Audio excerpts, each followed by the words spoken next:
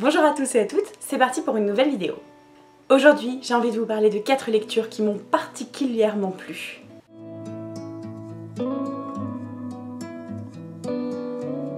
Et je vais attaquer avec la lecture qui m'a à la fois la plus marquée, qui m'a le plus plu, qui m'a totalement dévastée et dont il a fallu vraiment que je me remette. Et il s'agit du 4e mur de Sorge Chalandon, qui est un auteur dont je vous avais déjà parlé sur la chaîne puisque je vous avais présenté le jour d'avant. Ce livre-là, je l'ai lu en lecture commune avec Lots of Books sur Instagram et vraiment, heureusement que j'étais accompagnée de quelqu'un pour digérer cette lecture. Heureusement qu'il y avait une personne humaine pour m'aider à analyser les propos et puis surtout à vraiment encaisser ce qu'il y a dedans parce que le 4e mur est aussi beau qu'il est dévastateur. C'est l'histoire de Georges, qui est un militant français, qui rencontre Samuel. Samuel qui est victime de la guerre, qui est un réfugié, qui est juif, qui a vécu bon nombre de choses dans son passé et qui décide par force militante de monter la pièce Antigone à Beyrouth en employant des comédiens et comédiennes des différentes factions qui sont en train de se faire la guerre pour des raisons religieuses et politiques à Beyrouth dans les années 80. Et Georges va prendre le relais de Samuel et va donc devoir monter la pièce d'Antigone, alors celle d'Anouilh, à Beyrouth. Vous vous doutez bien qu'il va y avoir une réflexion vraiment extrêmement intéressante sur la guerre, la paix, la diplomatie, la force du théâtre, l'art en général. Il va y avoir une réflexion extrêmement intense sur la guerre et les traumatismes qu'elle implique. C'est un roman qui est aussi un récit de guerre et donc ne vous lancez pas dans cette lecture sans être prévenu. C'est un roman qui fait mal. C'est un roman extrêmement fort. Ce roman met en scène l'Antigone d'Anouilh d'une façon magistrale. Vous connaissez à peu près mon système de notation, j'ai pratiquement corné toutes les pages, tellement j'ai trouvé ça magnifique, tellement j'avais des choses à dire. Mais je me retrouve incapable d'en dire plus.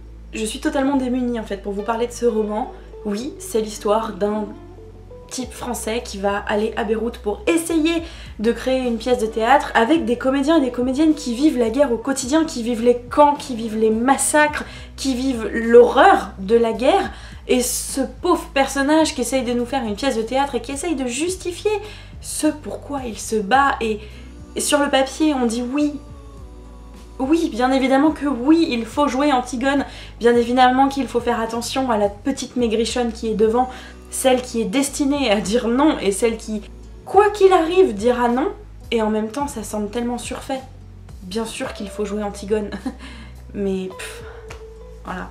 Voilà, je peux vous donner que des impressions humaines, je peux pas tellement vous en dire plus, si ce n'est que je suis contente de vous avoir écouté parce que c'est encore une fois un livre que vous m'avez conseillé. Merci et pas merci. J'ai envie de vous lire les phrases qui m'ont le plus marqué que j'ai pas pu m'empêcher de noter là-dessus. Quand on a vu la guerre, comment vivre chez soi, devant une enfant qui pleure parce que sa glace est tombée au sol?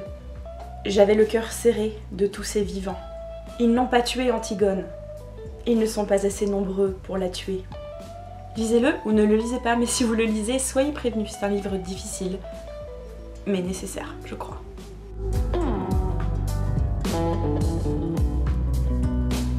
Voilà, donc ça c'était pour vous mettre dans l'ambiance parce que j'aime bien briser un peu la bonne humeur, tout ça. Et donc on va repartir sur autre chose de totalement différent et du coup on va parler d'un essai. Et j'ai envie de vous parler de Tirons la langue de Davy Borde, plaidoyer contre le sexisme dans la langue française, et c'est aux éditions Utopia, qui est une maison d'édition associative. Vous trouverez toutes les infos dans la barre d'infos. Je vous invite très sérieusement à vous pencher sur leurs publications. Tous les petits essais qui sont dans cette collection sont à 6 € et ils sont aussi tous disponibles en numérique. Donc vraiment il y a de quoi faire de belles lectures pour pas cher, et ça c'est cool. Cet essai est un essai de vulgarisation typographique, orthographique, en tout cas linguistique, sur la langue française, sur la masculinité de la langue française et ce pourquoi il faut continuer nos efforts pour la reféminiser. Ce n'est pas un essai neutre, il est bien évidemment étiqueté féministe. Cet ouvrage-là, c'est un condensé de tous les arguments dont on pourrait avoir besoin pour justifier l'écriture inclusive. Et quand on parle d'écriture inclusive, on parle pas juste du point médian pour décliner des adjectifs ou des substantifs, on parle aussi de quand on dit lecteur et lectrice, par exemple. Ce que j'ai beaucoup aimé dans cet essai, c'est qu'on ne laisse pas l'oral de côté, puisqu'une langue c'est avant tout quelque chose que l'on parle, que l'on reçoit, que l'on entend, et donc bien évidemment qu'on va parler de la forme écrite de tout ce qui va être la langue, mais aussi de comment est-ce qu'on peut reféminiser l'oral, et ça c'est vraiment très intéressant. Pour le coup, c'est un ouvrage que je pense relire d'ici quelques temps, parce que bien évidemment ça me permet moi de déconstruire des automatismes de langage, et donc pour le faire, il faut bien que je trouve les clés quelque part, et entre autres, je les ai trouvées là-dedans. Je vous le conseille vraiment grandement. Il est ultra accessible, il est bien écrit, c'est parfait, et franchement ça m'a juste donné envie de relire toute la collection. Enfin, quand je te dis que je vais le relire, il va d'abord passer dans les mains de pratiquement tous mes proches, et il y a déjà une liste d'attente pour les emprunts.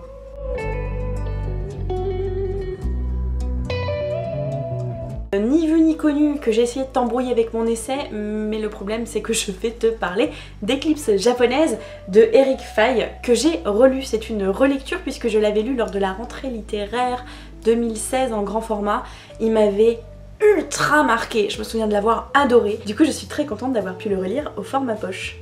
Ce roman va nous narrer l'histoire de 3 personnages à la fin des années 70 qui vont être enlevés par la Corée du Nord, Naoko et Setsuko, et un GI dont j'ai malheureusement oublié le prénom. C'est un roman pluriel avec un narrateur omniscient qui va passer d'un personnage à l'autre, et en fait ce roman va se faire le récit de ces 3 destins qui ont été volés par une dictature, par un état totalitaire, et j'ai trouvé l'écriture extrêmement fine. Le fait qu'on ait un narrateur omniscient entre l'espionne nord-coréenne, la jeune adolescente japonaise à qui tout a été volé, et le GI qui est en fuite, eh bien on va passer du je au elle, du elle au il, et c'est très intéressant d'avoir ces changements de narration, parce que du coup on se retrouve finalement face à un roman puzzle qui va nous permettre de reconstruire toute l'histoire au fur et à mesure de la lecture, et c'est ultra riche. Ce roman, il est riche en contenu, riche en informations, et il nous raconte des choses réelles qui sont totalement dingues, parce que finalement c'est l'histoire de 3 personnages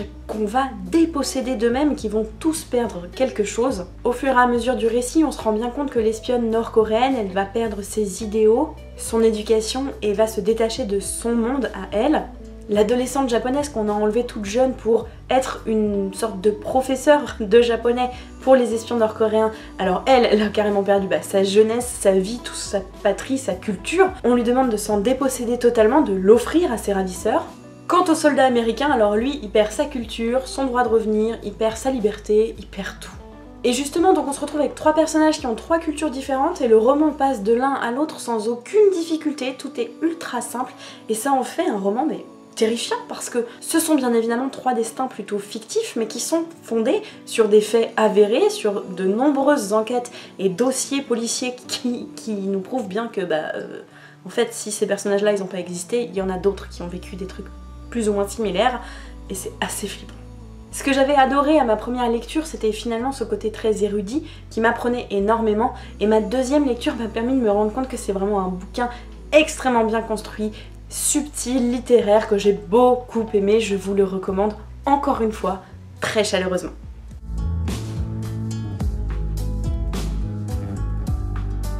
J'ai gardé le plus atypique pour la fin, et j'aimerais vous parler de Konbini de Sayaka Murata, et c'est aux éditions de Noël.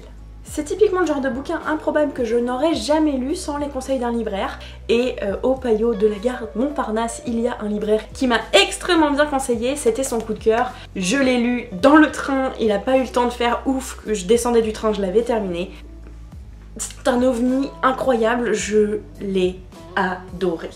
Et c'est l'histoire de Kaeko, une femme japonaise célibataire qui travaille dans un konbini. Konbini, c'est le mot raccourci pour dire convenience store, c'est-à-dire une sorte de supérette au Japon qui est ouverte 24 heures sur 24, qu'on trouve à chaque coin de rue. Bref, Keiko travaille là-dedans. Sauf que Keiko, elle a 36 ans, elle n'a pas d'enfant, elle n'est pas mariée, et elle occupe un emploi qui est considéré dans la société japonaise comme assez dégradant, parce que on touche une misère, on travaille beaucoup, et puis surtout on est à la botte du client. Bref, c'est pas très glorifiant, et c'est normalement un emploi qu'on fait quand on est étudiant ou quand on est en temps partiel parce qu'on est une ménagère et qu'on travaille donc pour arrondir les fins de mois parce que le mari ne gagne pas assez.